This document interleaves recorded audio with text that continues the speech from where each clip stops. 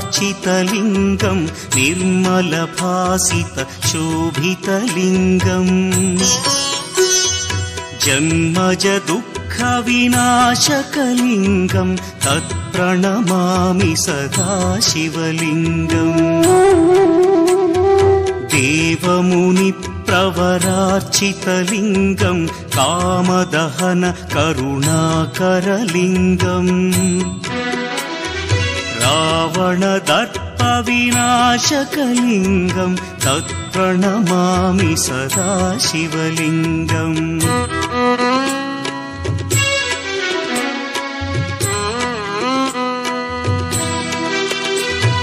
सर्वसुगन्धसुलेपितलिङ्गं बुद्धिविवर्धनकारणलिङ्गं सिद्धसुरासुरवन्दितलिङ्गं तत्प्रणमामि सदा शिवलिङ्गं कनकमहामणिभूषितलिङ्गं फणिपतिवेष्टितशोभितलिङ्गम्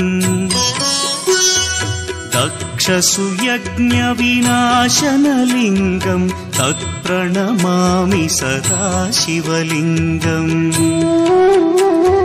कुङ्कुमचन्दनलेपितलिङ्गं पङ्कजहार सुशोभितलिङ्गम् सञ्चितपापविनाशनलिङ्गं तत्प्रणमामि सदा शिवलिङ्गम्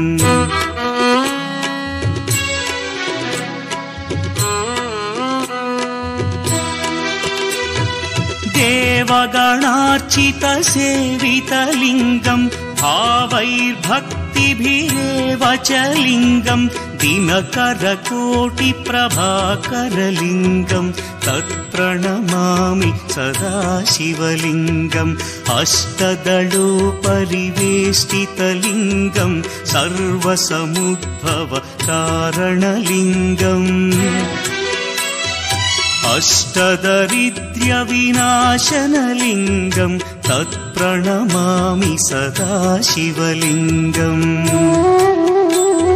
सुरगुरुसुरवरपूजितलिङ्गं सुरवनपुष्पसदार्चितलिङ्गम् परमपदं परमात्मकलिङ्गं तत्प्रणमामि सदा शिवलिङ्गम् लिङ्गाष्टकमिदं पुण्यं यः पठेच्छिवसन्निधौ शिवलोकमवाप्नोति शिवेन सह मोदते।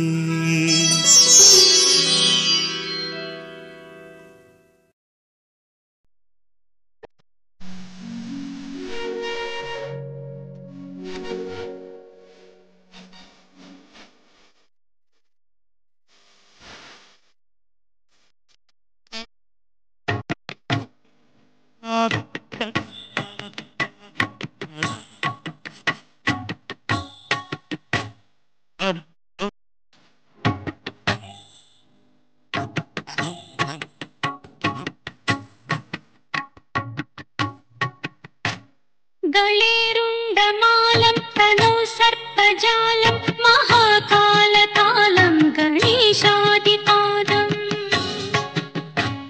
जटाजूटगङ्गोत्तरं गैर्विशिष्यं शिवं शङ्करं शम्भुमीशानमीडे कामाकरं अन्तनं अन्तयन्तं महामण्डलं भस्मआधरं अनाद्यपादं महापारं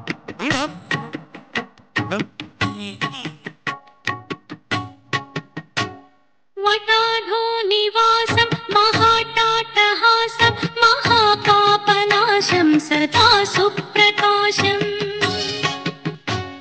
गिरीशं गणेशं सुरेशं महेशं शिवं शङ्करं शम्भुमीशानमीडे आत्मजासंतार्थदेहं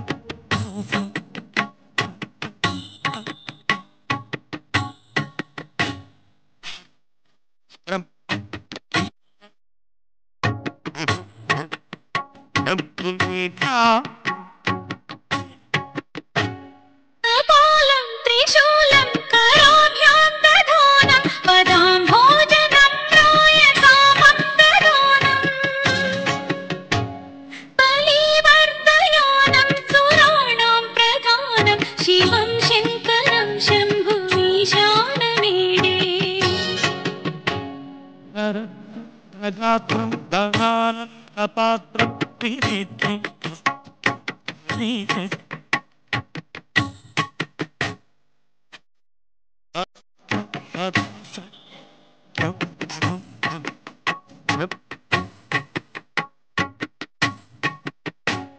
हरं सर्पहारं चिताभूविहारं भवं वेदसारं तदा निर्विकारम्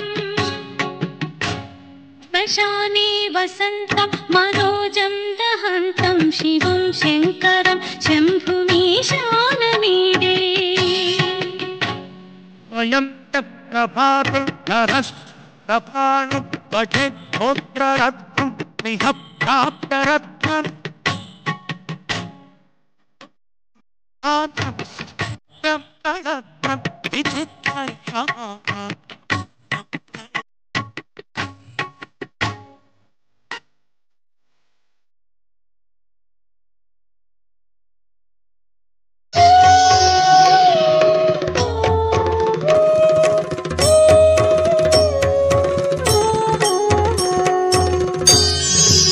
त्रिदलं त्रिगुणाकारं त्रिनेत्रं च त्रियायुधं त्रिजन्म पापसंहारम् एकबिल्वं शिवार्पणम् त्रिशाखैः बिल्वपत्रैश्च अच्छिद्रैः कोमलैः शुभैः तव पूजां करिष्यामि एकबिल्वं शिवार्पणम् कोटिकन्या महादानं तिलपर्वतकोटयः काञ्चनं शैलदानेन एकबिल्वं शिवार्पणम् काशीक्षेत्रनिवासं च कालभैरवदर्शनौ प्रयागे माधवं दृष्ट्वा एकबिल्वं शिवार्पणम् इन्दुवारे व्रतं स्थित्वा निराहारो महेश्वर नक्तं हौष्यामि देवेश एकबिल्वं शिवार्पणम् रामलिङ्गप्रतिष्ठा च वैवाहिककृतं तथा तटाकादि च सन्तानम् एकबिल्वं शिवार्पणम् अखण्डबिल्वपत्रं च आयुतं शिवपूजनम् कृतं नाम सहस्रेण एकबिल्वं शिवार्पणम् उमया सह देवेश नन्दिवाहनमेव च भस्मलेपन सर्वाङ्गम् एकबिल्वं शिवार्पणम् सालग्रामेषु विप्राणां तटाकं दशकूपयो यज्ञकोटिसहस्रस्य एकबिल्वं शिवार्पणम् दन्तिकोटिसहस्रेषु अश्वमेधशतक्रतौ कोटिकन्या महादानम् एकबिल्वं शिवार्पणम् बिल्वानां दर्शनं पुण्यं स्पर्शनं पापनाशनम् अघोरपापसंहारम् एकबिल्वं शिवार्पणम् सहस्रवेदपाठेषु ब्रह्मस्थापनमुच्यते अनेकव्रतकोटीनाम् एकबिल्वं शिवार्पणम् अन्नदानसहस्रेषु सहस्रोपनयनं तथा अनेकजन्मपापानि एकबिल्वं शिवार्पणम् बिल्वाष्टकमिदं पुण्यं यः पठेत् शिवसन्निधौ शिवलोकमवाप्नोति एकबिल्वं शिवार्पणम्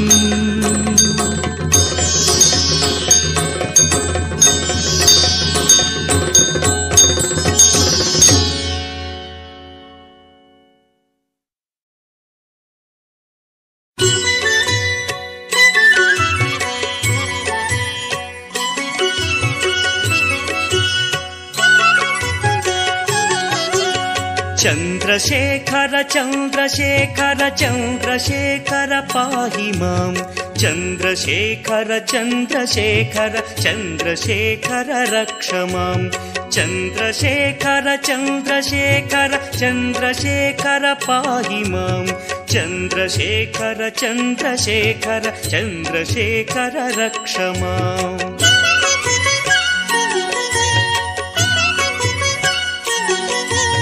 रत्न पद्मसानुशरासनं रजताद्रिशृङ्गनिकेतनं सिञ्जनीकृतपन्नगेश्वर मच्युतानलसायकं क्षिप्रदग्धपुरत्रयं त्रिदिवालयैरभिवन्दितं चन्द्रशेखरमाशये मम किं करिष्यति वै यमः।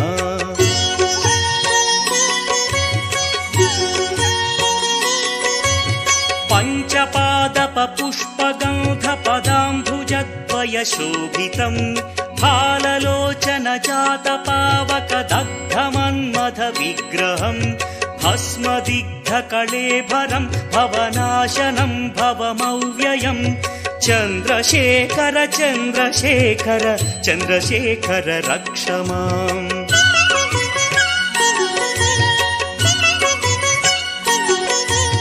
मत्तवारणमुख्यचर्मकृतोत्तरीयमनोहरं पङ्कजासन पद्मलोचन पूजिताङ्घ्रिसरोवरं देवसिन्धुतरङ्गसीकरसिक्तशुभ्रजटाधरं चन्द्रशेखर चन्द्रशेखर चन्द्रशेखर पाहि माम्।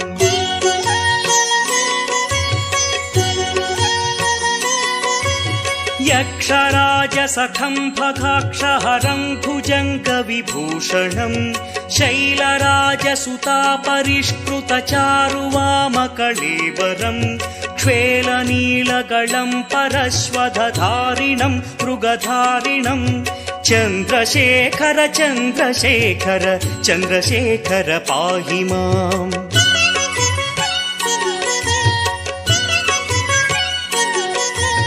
कुण्डलीकृतकुण्डलेश्वर कुण्डलं वृषवाहनं नारदादिमुनीश्वरस्तुत वैभवं भुवनेश्वरम् अन्धकान्तकमाश्रितामरपादपं शमनान्तकं चन्द्रशेखर चन्द्रशेखर चन्द्रशेखर रक्ष माम्।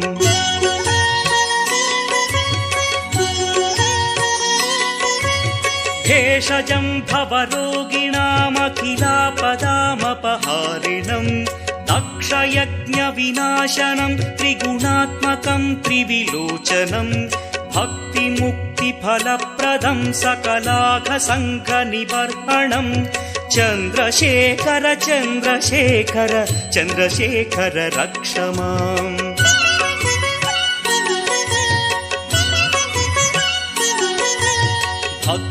भक्तवत्सलमर्चितं निधिमक्षयं हरिदम्बरं सर्वभूतपतिं परात्परमप्रमेयमनुत्तमं सोमवारणभूहुताशन सोमपानिखिलाकृतिं चन्द्रशेखर चन्द्रशेखर चन्द्रशेखर पाहि माम्।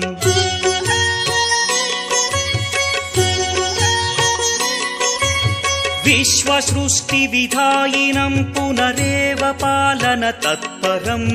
संहरन्तमपि प्रपञ्चमशेषलोकनिवासिनं क्रीडयन्तमहर्निशं गणनाथयूधसमन्वितं चन्द्रशेखर चन्द्रशेखर चन्द्रशेखर रक्ष माम्।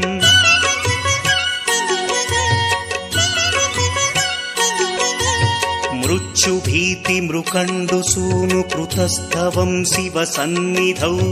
यत्र कुत्र च यः पठेन्न हि तस्य मृत्युभयं भवेत् पूर्णमायुररोगतमखिलार्थसम्पदमादरम् पूर्णमायुररोगतमखिलार्थसम्पदमादरम् चन्द्रशेखर एव तस्य ददाति मुक्तिमयत्नतः चन्द्रशेखर एव तस्य ददाति मुक्तिमयत्नतः चन्द्रशेखर एव तस्य ददाति मुक्तिमयत्नतः।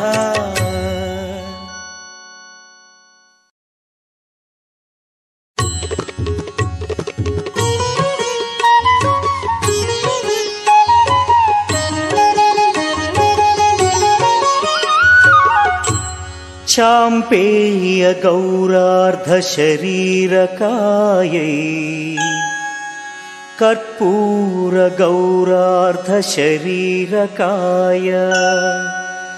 धम्मिल्लकायै च जटाधराय नमः शिवायै च नमः शिवाय।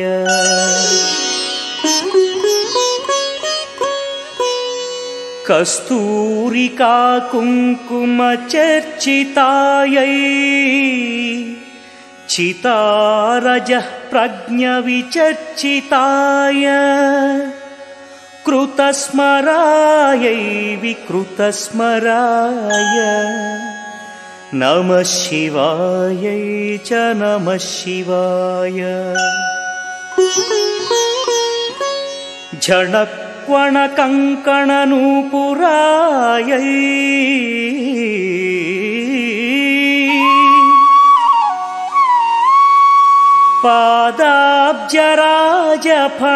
पादाब्जराजफणिनूपुराय हेमाङ्गदायै भुजगाङ्गदाय नमः शिवायै च नमः शिवाय।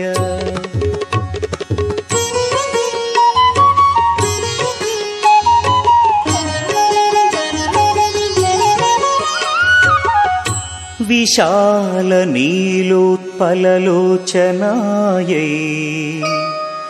विकासिपङ्केरुहलोचनाय नमेक्षणायै विषमेक्षणाय नमः शिवायै च नमः शिवाय।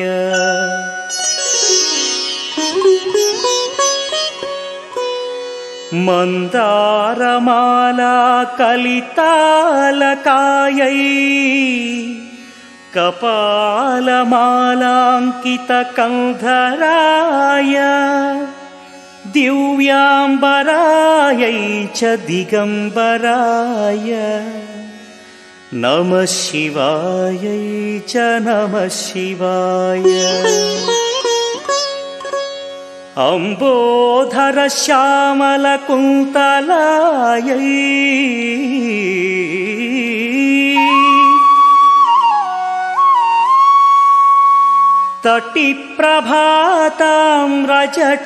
तटिप्रभाताम्रजटाधराय निरीश्वरायै निखिलेश्वराय नमः शिवायै च नमः शिवाय।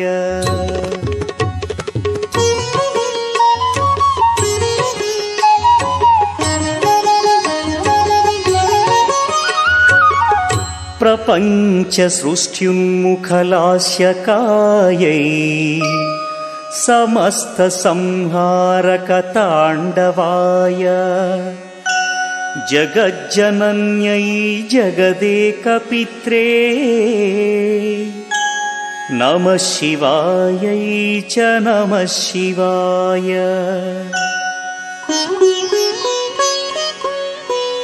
प्रदीप्तरत्नोज्ज्वलकुण्डलायै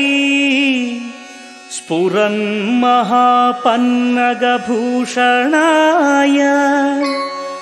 चिवान्वितायै च चिवान्विताय नमः शिवायै च नमः शिवाय। एतत्पठेदष्टकमिष्टदं यो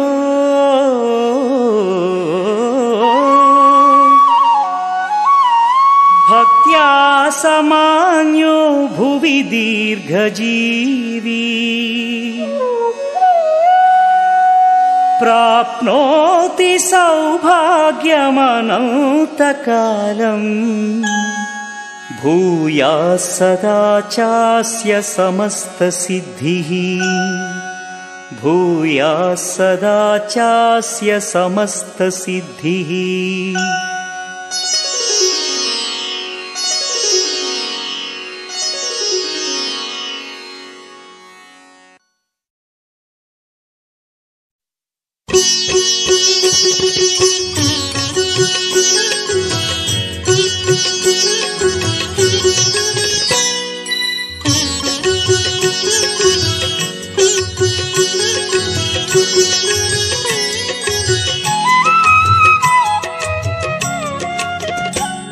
विश्वेश्वराय नरकान्तकतारणाय कर्णामृताय शशिशेखरधारणाय कर्पूरकान्तिधवलाय जटाधराय दारिद्र्यदुःखदहनाय नमः शिवाय गौरीप्रियाय रजनीशकलाधराय कालान्तकाय भुजगाधिपकङ्कणाय गङ्गाधराय गजराज विमर्दनाय दारिद्र्यदुःखदहनाय नमः शिवाय दारिद्र्यदुःखदहनाय नमः शिवाय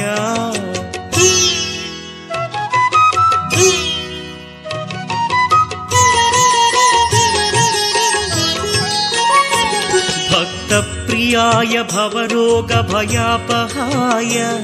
उग्राय दुःखभवसागरतारणाय ज्योतिर्मयाय गुणनामसुमृच्छकाय दारिद्र्यदुःखदहनाय नमः शिवाय चर्माम्बराय शवभस्मविलेपनाय फालेक्षणाय मणिकुण्डलमण्डिताय मञ्जीरपादयुगलाय जटाधराय दारिद्र्यदुःखदहनाय नमः शिवाय दारिद्र्यदुःखदहनाय नमः शिवाय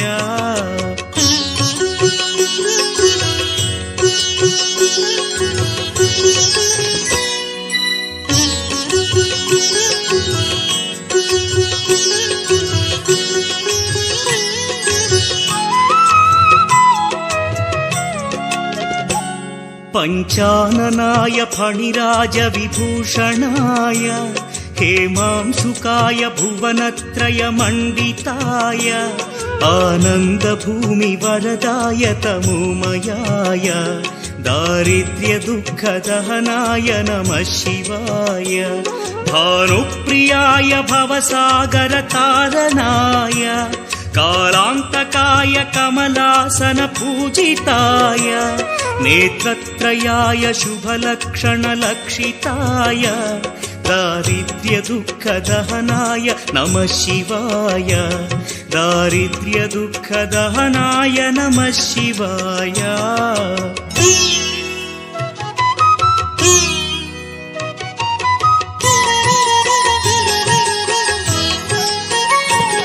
रामप्रियाय रघुनाथवरप्रदाय नामप्रियाय नरकार्णवतारणाय पुण्येषु पुण्यभरिताय सुरार्चिताय दारिद्र्यदुःखदहनाय नमः शिवाय मुक्तीश्वराय फलदाय गणेश्वराय गीतप्रियाय वृषभेश्वर वाहनाय मातङ्गचर्मवसनाय महेश्वराय दारिद्र्यदुःखदहनाय नमः शिवाय दारिद्र्यदुःखदहनाय नमः शिवाय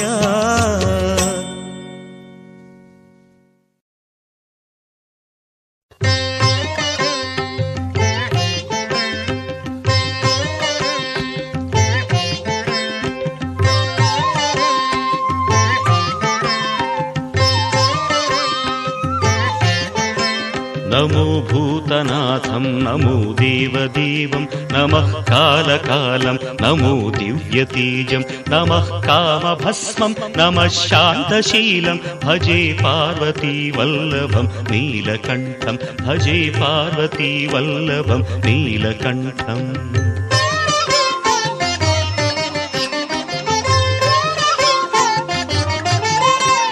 सदा तीर्थसिद्धं सदा भक्तरक्षं सदा शैव पूज्यं सदा शुद्धभस्मं सदा ध्यानयुक्तं सदा ज्ञानतल्पं भजे पार्वतीवल्लभं नीलकण्ठं भजे पार्वतीवल्लभं नीलकण्ठम्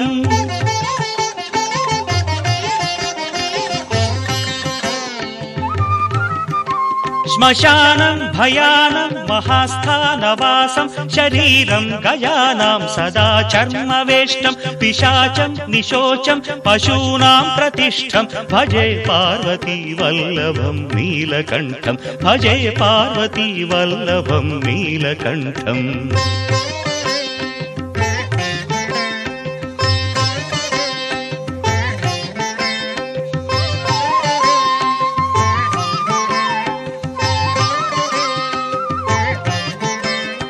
ఫణీనాగకంఠే భుజంగాద్యనేకం కడేరుండమాలం మహావీరశూరం కటివ్యాఘ్రచర్మం చితాభస్మలేపం భజే పార్వతీ వల్లభం నీలకంఠం భజే పార్వతీ వల్లభం నీలకంఠం.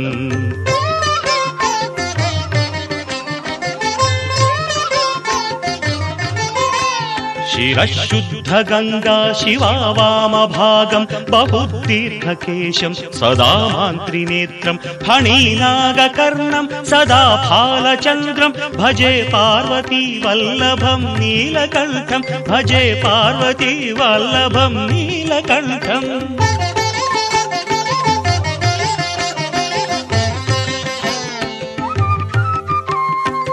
కరేశూలధారం మహాకష్టనాశం సురేశం వరేశం మహేశం జనేశం ధనే చారుదీశం ధ్వజేశం గిరీశం భజే పార్వతీ వల్లభం నీలకంఠం భజే పార్వతీ వల్లభం నీలకంఠం.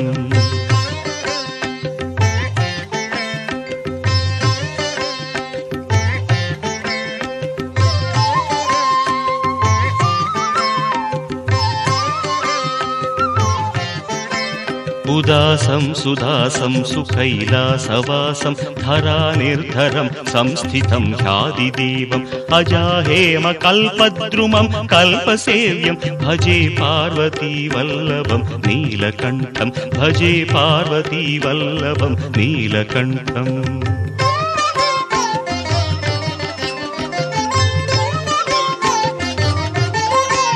మునీనాం వరేణ్యం గుణం రూపవర్ణం ద్విజాసం పఠంతం శివం వేదశాస్త్రం అహో దీనవత్సం కృపాలం శివం హి భజే పార్వతీ వల్లభం నీలకంఠం భజే పార్వతీ వల్లభం నీలకంఠం.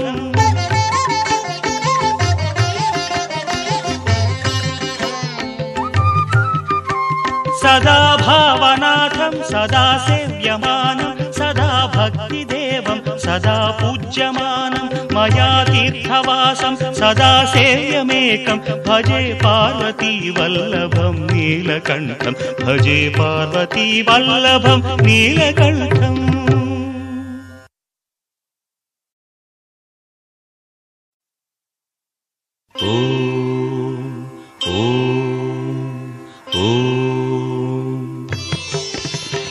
ఓంకార బిందు సంయుక్తం నిత్యం ధ్యాయంతి యోగినః కామదం మోక్షదం తస్మాదోంకారాయ నమో నమః. ఓంకార బిందు సంయుక్తం నిత్యం ధ్యాయంతి యోగినః కామదం మోక్షదం తస్మాదోంకారాయ నమో నమః. ఓంకారాయ నమో నమః.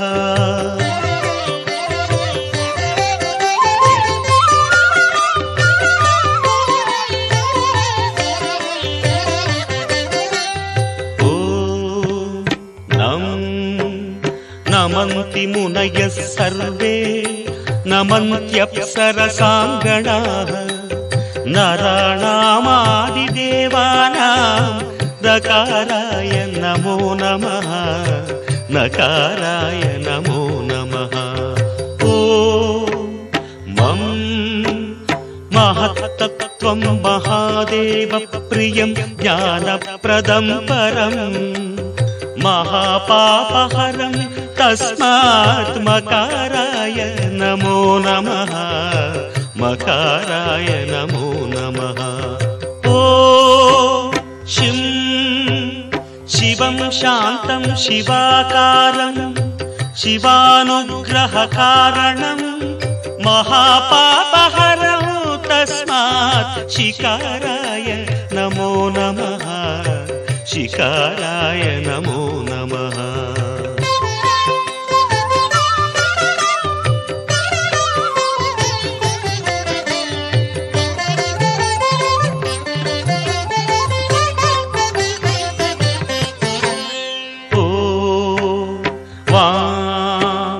वाहनं वृषभो यस्य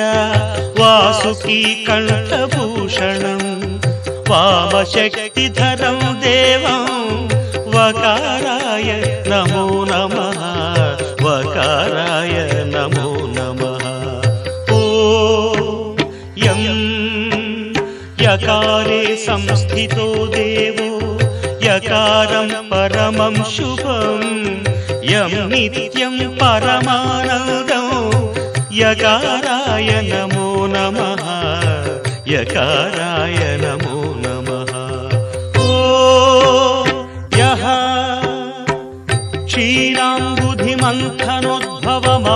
क्षीराम्बुधिमन्थनोद्भवमहाहालाहलं भीकरं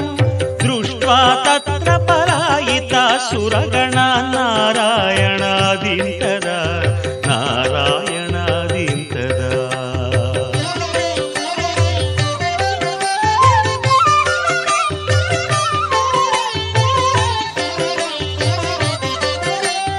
सम्पीत्वा परिपालय जगदिदं विश्वाधिकं शङ्करं सेव्यो नः सकलापदं परिहरन् कैलासवासी विभुः षडक्षरमिदं स्तोत्रं यः पठेत् शिवसन्निधौ तस्य मृत्युभयं नास्ति ह्यपमृत्युभयं कुतः ह्यपमृत्युभयं कुतः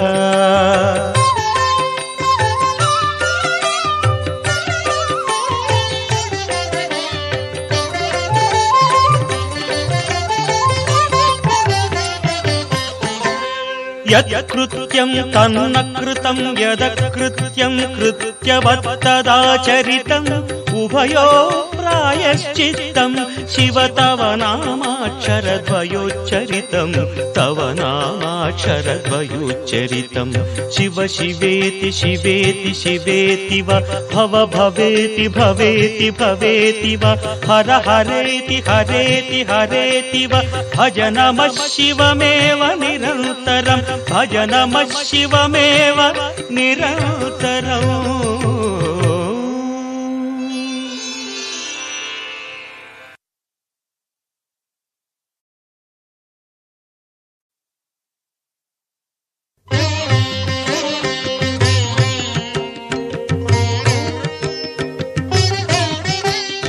सौराष्ट्रदेशे विशदेति रम्ये ज्योतिर्मयं चन्द्रकलावतंसं भक्तिप्रदानाय कृपावतीर्णं तं सोमनाथं शरणं प्रपद्ये तं सोमनाथं शरणं प्रपद्ये श्रीशैलसङ्गे विबुधातिसङ्गे तुलाद्रितुङ्गेऽपि मुदा वसन्तं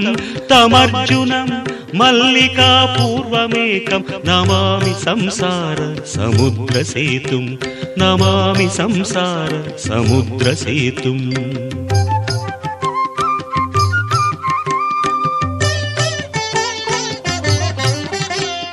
अवन्तिकायां विहितावतारं मुक्तिप्रदानाय च सज्जनानाम् अकालमृत्योः परिरक्षणार्थं वन्दे महाकाल महासुरेशं वन्दे महाकाल महासुरेशं कावेरिका नर्मदयोः पवित्रे समागमे सज्जनतारणाय सदैव मान्धाद्रिपुरे वसन्तम् ओङ्कारमीशं शिवमेकमीडे ओङ्कारमीशं शिवमेकमीडे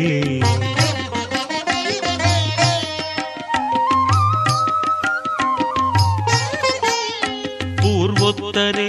प्रज्वलिकानिधाने सदा वसन्तं गिरिजासमेतं सुरासुराराधित पादपद्मं श्रीवैद्यनाथं तमहं नमामि श्रीवैद्यनाथं तमहं नमामि याम्ये सदङ्गे नगरेति रम्ये विभूषिताङ्गम् विविधैश्च भोगैः सद्भक्तिमुक्तिप्रदम् ईशमेकम् श्रीनागनाथं शरणं प्रपद्ये श्रीनागनाथं शरणं प्रपद्ये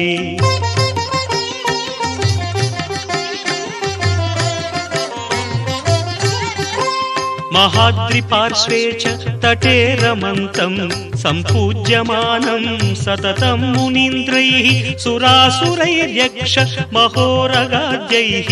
केदारमीशं शिवमेकमीडे केदारमीशं शिवमेकमीडे सख्याद्रिशीर्षे विमले वसन्तं गोदावरीतीरपवित्रदेशे यद्दर्शनात् पातकम् आशुनाशं प्रयाति तं त्र्यम्बकम् ईशमीडे प्रयाति तं त्र्यम्बकम् ईशमीडे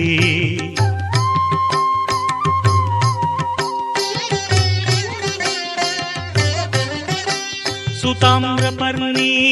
जलराशियोगे निबध्य सेतुं विशिखैरसङ्ख्यैः श्रीरामचन्द्रेण समर्पितं तं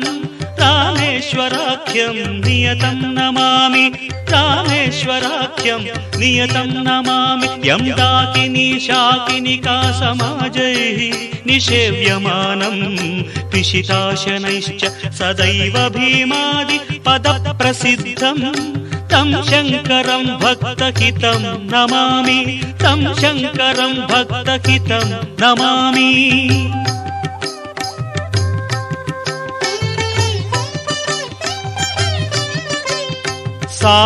सानन्दमानन्दवने वसन्तम् आनन्दकन्दं हतपापबृन्दं वाराणसीनाथमनाथनाथं श्रीविश्वनाथं शरणं प्रपद्ये इडापुरे रम्य विशालकेऽस्मिन् समुल्लसन्तं च जगद्वरेण्यं वन्दे महोदारतरस्वभावं कृष्णेश्वराख्यं शरणं प्रपद्ये ज्योतिर्मय द्वादशलिङ्गकानां शिवात्मनां प्रोक्तमिदं क्रमेण स्तोत्रं पठित्वा मनुज्योतिभक्त्या फलं तदालोक्य निजं भजेच्च फलं तदालोक्य निजं भजेच्च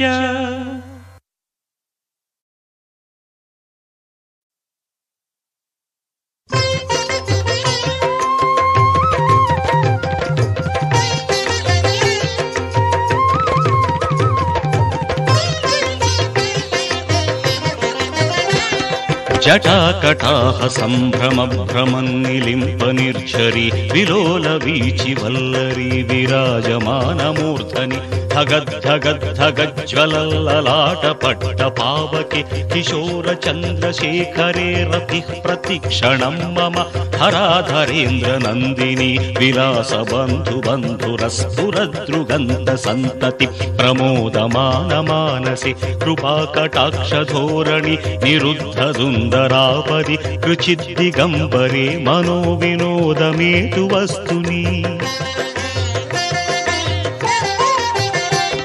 जटाभुजङ्गपिङ्गळस्फुरत्फणामणिप्रभा कदम्बकुङ्कुमद्रवप्रलिप्तदिग्वधूमुखे मदान्धसिन्धुरस्फुरत्वगुत्तरीयमेदुरे मनोविनोदमद्भुतं बिभर्तुभूतभर्तरि सहस्रलोचनप्रभृत्य शेषलेखशेखर प्रसूनधूलिधोरणि विधूसराङ्घ्रिपीठभु भुजङ्गराजमालया निबद्धजाटजूटक श्रियै चिराय जायतां चकोरबन्धुशेखरः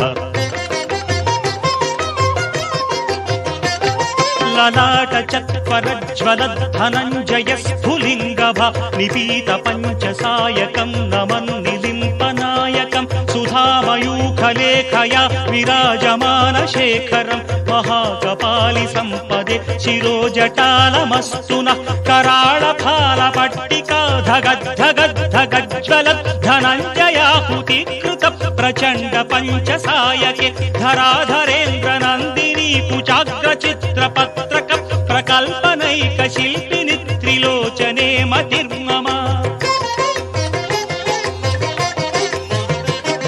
नवीन मेघमण्डली निरुद्ध दुर्धर स्फुरत् कुहूनिशीधिनि कमः प्रबन्ध बन्ध कन्धर विलिम्प निर्झरी धरस्तनोतु कृत्ति सिन्धुरः कलानिदान बन्धुर श्रियं जगद्धुरन्धरः प्रफुल्ल नील पङ्कज प्रपञ्च कालिमच्छटा विडम्बि कण्ठ कन्धरा रुचि प्रबन्ध कन्धरं स्मरच्छिदं पुरच्छिदं भवच्छिदं मखच्छिदं गजच्छिदान्धकच्छिदं तमन्तकच्छिदं भजे अगर्व सर्वमङ्गला कला कदम्ब मञ्जरी रसप्रवाह माधुरी विजृम्भणा मधुव्रतं स्मरान्तकं पुरान्तकं भवान्तकं मखान्तकं गजान्तकान्धकान्तकं तमन्तकान्तकं भजे जयत्पदभ्रविभ्रम भ्रमद्भुजङ्गमस्फुरत् धगद्धगद्विनिर्गमत्कराळफालहव्यवट् धिविद्धिविद्धिविध्वनं मृदङ्गतुङ्ग मङ्गलध्वनिक्रम प्रवर्तित प्रचण्ड ताण्डव शिवः दृशद्विचित्रतल्पयोर्भुजङ्गमौक्तिकस्रजो गरिष्ठरत्नलोष्ठयो सुहृद्विपक्षपक्षयो तृणारविल्दचक्षुषो प्रजामही महेन्द्रयो समं प्रवर्तयन्मनः कदा सदा शिवं भजे कदा निलिम्प निर्झरी निकुञ्ज कोटरेव सन्विमुक्त दुर्मतिः सदा शिरस्थमञ्जलिं वहन् विमुक्तलोललोचनो ललाटफाललग्नकः शिवेति मन्त्रमुच्चरन् कदा सुखी भवाम्यहम् इमं हि नित्यमेव मुक्तमुत्तमोत्तमं स्तवम् पठन् स्मरन् ध्रुवन् नरो विशुद्धिमेति सन्ततम् हरे गुरौ सुभक्तिमाशु याति नान्यथा गतिम् विमोहनं विदेहिनां सुशङ्करस्य चिन्तनम् पूजावसानसमये दशवक्त्रगीतम् यः शम्भुपूजनमिदं पठति प्रदोषे तस्य स्थिरां रथगजेन्द्रतुरङ्गयुक्ता लक्ष्मीं सदैव सुमुखीं प्रददाति शम्भुः लक्ष्मीं सदैव सुमुखीं प्रददाति शम्भुः।